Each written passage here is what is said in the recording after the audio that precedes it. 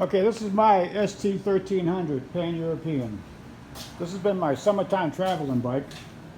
I bought it off the original owner. It had about 31,000 miles on it when I got it. It spent its whole life in the garage, and he used nothing but Mobil 1 synthetic oil in it since the day it was new. So I carried on that tradition. I'm a retired master mechanic and a maintenance fanatic. You're not going to find anything wrong with this bike.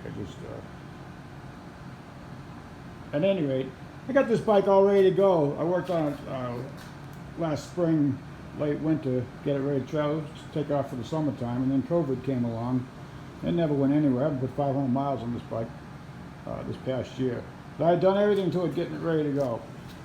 2 brand new tires, front and rear, new brakes, front and rear, flushed the hydraulics, brakes, and the master cylinder. I replaced the fork seals with the all balls fork seals and wipers. Now, I've done a lot of upgrades to this motorcycle. I did the all balls tapered steering head bearings, which is a big improvement on these bikes. Really makes them stable. They had the typical 45-mile-an-hour wobble that all the Hondas have. Even my new Goldwing had that when I got it, because I put them ball bearings in from the factory. So anyway, I did that. This bike did not come with a power windshield. So I used this California Scientific kit and installed a power windshield, all brand new Honda parts, with the V-Stream windshield. Believe it or not, I spent about $750 on all that stuff to make it work, but it was worth it to me. Oxford heated grips,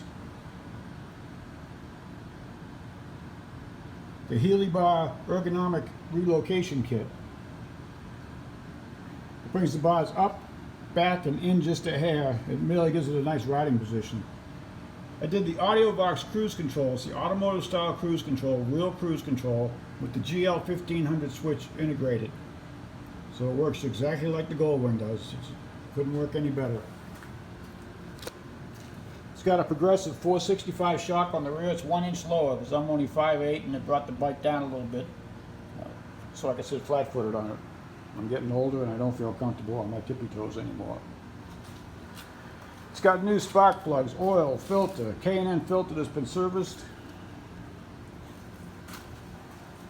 It's got the Honda line Pan-European top box, and I put the rack on top of that. Now, these bikes had a problem with the ECM on these early bikes, setting the false code. They were setting the knock sensor code and kicking the check engine light on. And that happened about a year after I got the bike. And I went to Honda.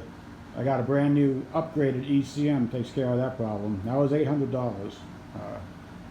That was a lesson learned. I didn't know they had a problem with them. That was the only problem I've ever had with this motorcycle. And it didn't leave me stranded. It just, check engine light would come on and drove me crazy. So I took care of that right away. Now, you can find a cheaper one of these, but you're not going to find a cheaper one of these with all the accessories that I've done to it and the work that I've done on it. I'm a retired master mechanic. What I do now, I've owned these CXs and GLs since they were new. I've been working on them since I was a kid. So now, in my retirement, I restore those bikes and build custom cafe races. If you look at the rest of my YouTube channel, you see some of the work I do. Anyway, we'll go ahead and start her up here.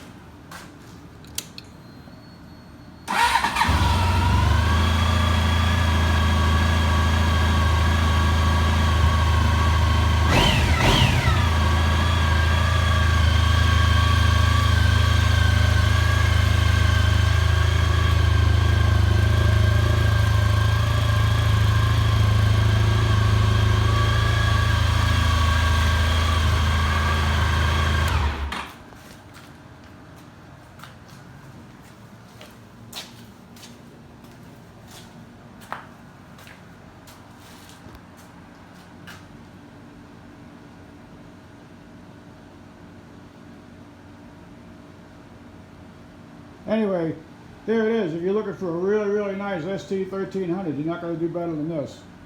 I'd get on it and ride it anywhere tomorrow. If it wasn't for the COVID and being wintertime. Anyway, thanks for watching my video.